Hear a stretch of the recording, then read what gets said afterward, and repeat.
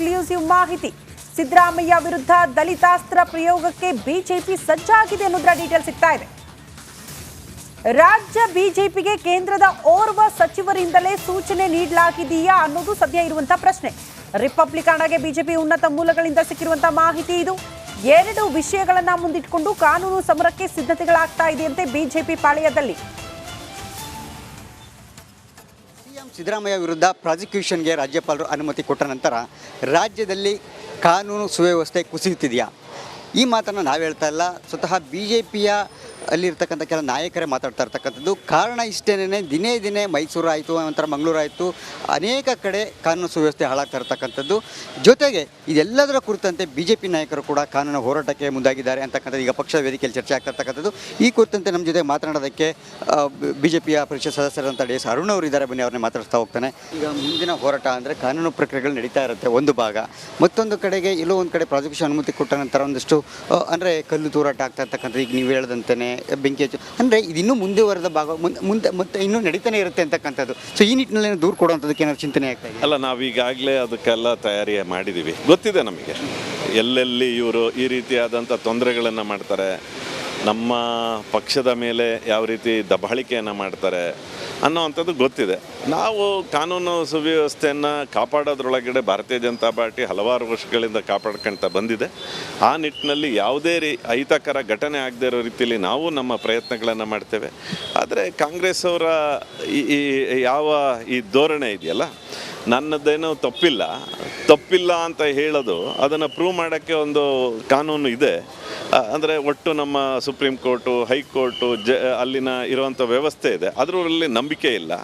ಈಗ ಏನಂದರೆ ಬೇರೆಯವರಿಗೆ ಹೆದರಿಸುವಂಥ ವಾತಾವರಣ ಸೃಷ್ಟಿ ಮಾಡಬೇಕು ಅನ್ನೋವಂಥದ್ದು, ಅದನ್ನು ಆಗದಿದ್ದಂಗೆ ನಾವು ನೋಡ್ಕೊಂತೀವಿ. ಭೇಟಿಯಾಗೋ ಬಗ್ಗೆ ಏನೋ ಚಿಂತನೆ ನಡೆಸಿದೆ? ಅಲ್ಲ, ನಾವು ಮುಂದೆ ಈಗಾಗಲೇ ರಾಜ್ಯಪಾಲರು ಇಷ್ಟೊಂದು ದಿನ ನೋಡಿ, ರಾಜ್ಯಪಾಲರು ನಾವು ಕೊಟ್ಟಂಥ ಒಂದು ಇದ್ರ ಮೇಲೆ ತಕ್ಷಣ ಏನೋ ಪ್ರಾಸಿಕ್ಯೂಷನಿಗೆ ಕೊಡಲಿಲ್ಲ.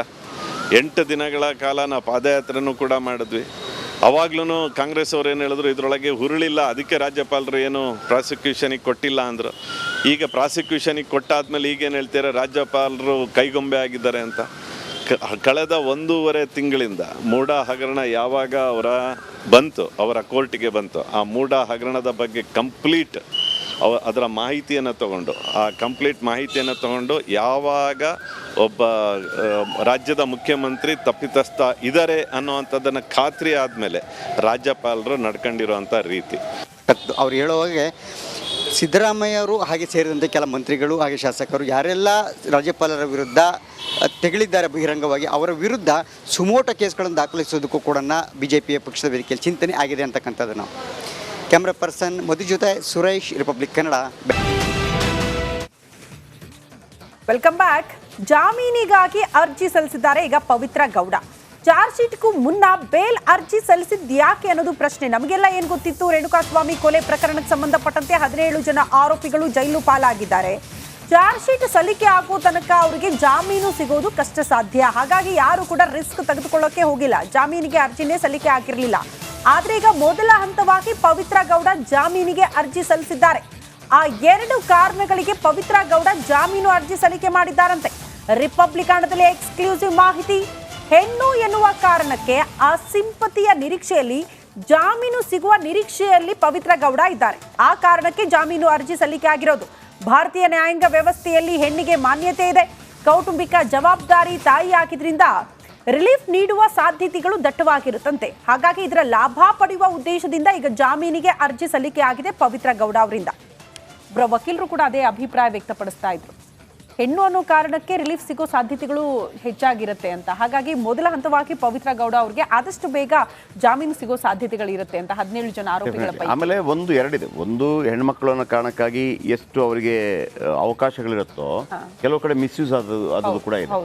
ಈಗ ಈ ಡೌರಿ ಕೇಸ್ಗಳೆಲ್ಲ ಇದೆಯಲ್ಲ, ಡೌರಿ ಕೇಸ್ಗಳು ನಿಜ ಈಗ ಸ್ವಲ್ಪ ಕಡಿಮೆ ಆದಂಗೆ ಕಾಣ್ತಾ ಇದೆ.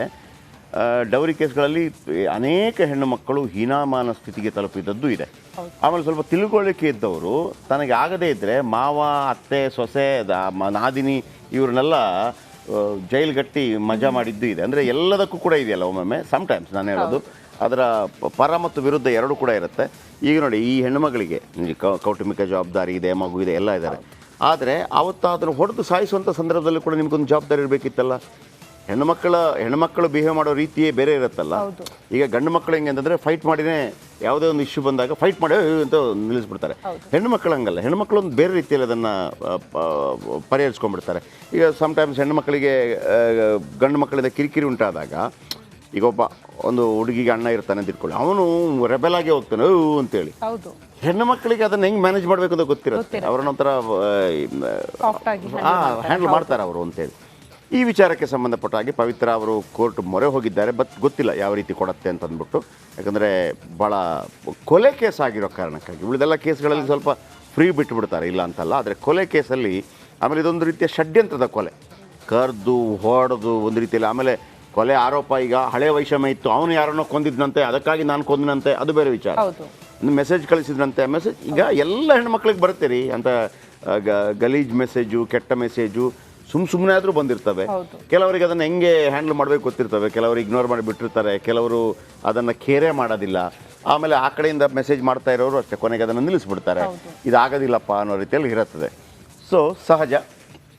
ಏನಿವೆ ನೋಡೋಣ. ಇನ್ನು ಜೈಲಲ್ಲಿ ನರಳಿ ಬೆಂಡಾಗಿರೋ ಪವಿತ್ರ ಗೌಡ ರೋಸಿ ಹೋಗಿದ್ದಾರೆ. ಪರಪ್ಪನ ಅಗ್ರಹಾರದಲ್ಲಿ ಆಚೆ ಹೋದ್ರೆ ಸಾಕಪ್ಪ ಅಂತ ಜಾಮೀನಿಗಾಗಿ ಕೋರ್ಟ್ ಮೊರೆ ಹೋಗಿದ್ದಾರೆ. ಈ ಕುರಿತು ಒಂದು ರಿಪೋರ್ಟ್ ಇದೆ, ಬನ್ನಿ ನೋಡ್ಕೊಂಡು ಬರೋಣ.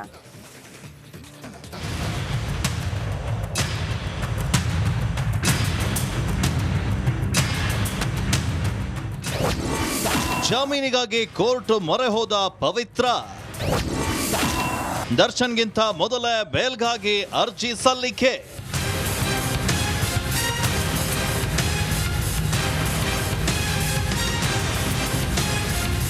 ಪರಪ್ಪನ ಅಗ್ರಹಾರದಲ್ಲೇ ಮುದ್ದೆ ತಿಂದು ಕಂಗಾಲಾಗಿರುವಂತಹ ಲಿಪ್ಸ್ಟಿಕ್ ರಾಣಿಗೆ ಜೀವನವೇ ಸಾಕು ಎಂಬಂತಾಗಿದೆ. ಹೇಗಾದ್ರೂ ಮಾಡಿ ಜೈಲಿಂದ ಹೊರ ಹೋಗಬೇಕು ಅಂತ ಹಪ್ಪಿಸ್ತಿದ್ದಾಳೆ. ಹೀಗಾಗಿ ದರ್ಶನ್ಗೂ ಮೊದಲೇ ಜಾಮೀನ್ಗಾಗಿ ಕೋರ್ಟ್ ಮೊರೆ ಹೋಗಿದ್ದಾಳೆ. ಯಾವ ಆಧಾರದಲ್ಲಿ ಪವಿತ್ರ ಗೌಡ ಅರ್ಜಿಯನ್ನ ಸಲ್ಲಿಸಿದ್ದಾರೆ? ಬೇಲ್ಗಾಗಿ ನ್ಯಾಯಾಧೀಶರ ಮುಂದೆ ಯಾವ ರೀತಿ ವಾದವನ್ನ ಮಾಡಬಹುದು? ಚಾರ್ಜ್ ಶೀಟ್ಗೂ ಮುನ್ನ ಬೇಲ್ ಅರ್ಜಿ ಹಾಕಿದ್ರೆ ಪೊಲೀಸರ ಅಬ್ಜೆಕ್ಷನ್ ಹೇಗಿರುತ್ತೆ? ಈ ಬಗ್ಗೆ ರಿಪಬ್ಲಿಕ್ ಕನ್ನಡಕ್ಕೆ ಹೈಕೋರ್ಟ್ ವಕೀಲ ಸುನೀಲ್ ಕುಮಾರ್ ಎಕ್ಸ್ಕ್ಲೂಸಿವ್ ಹೇಳಿಕೆಯನ್ನ ನೀಡಿದ್ದಾರೆ. ಸಾಮಾನ್ಯವಾಗಿ ಕಾನೂನಿನಲ್ಲಿ ಮಹಿಳೆಯರಿಗೆ ಸ್ಪೆಷಲ್ ಕನ್ಸೆಕ್ಷನ್ ಇದೆ. ಸಿಆರ್ಪಿಸಿ ಸೆಕ್ಷನ್ 437 ಪ್ರಕಾರ ಸೀರಿಯಸ್ ಅಫೆನ್ಸ್ ಇದ್ರೂ ಜಾಮೀನನ್ನು ನೀಡಲು ಅವಕಾಶವಿದೆ. ಇದೇ ಸೆಕ್ಷನ್ ಅಡಿ ಬೇಲ್ ನೀಡಿ ಅಂತ ಅರ್ಜಿಯನ್ನ ಸಲ್ಲಿಕೆ ಮಾಡಿದ್ದಾರೆ. ಸುಖ ಸುಮನೆ ಕೇಸ್ನಲ್ಲಿ ಸಿಲುಕಿಸಿದ್ದಾರೆ ಅಂತ ವಾದವನ್ನ ಕೂಡ ಮಾಡಬಹುದು. ರೇಣುಕಾಸ್ವಾಮಿ ಅಶ್ಲೀಲ ಮೆಸೇಜ್ ಕಳಿಸಿದ್ದನ್ನ ದರ್ಶನ್ ಗಮನಕ್ಕೆ ತಂದಿದ್ದೇನಷ್ಟೇ. ಆದ್ರೆ ಏನೋ ಅಚಾತುರ್ಯ ಆಗೋಗಿದೆ. ಇದರಲ್ಲಿ ನನ್ನ ಪಾತ್ರ ಏನಿದೆ? ನಾನು ಈಗಾಗಲೇ 2 ತಿಂಗಳು ಜೈಲಿನಲ್ಲಿ ಕಳೆದಿದ್ದೇನೆ. ಆರೋಗ್ಯ ಸಮಸ್ಯೆ ಇದೆ.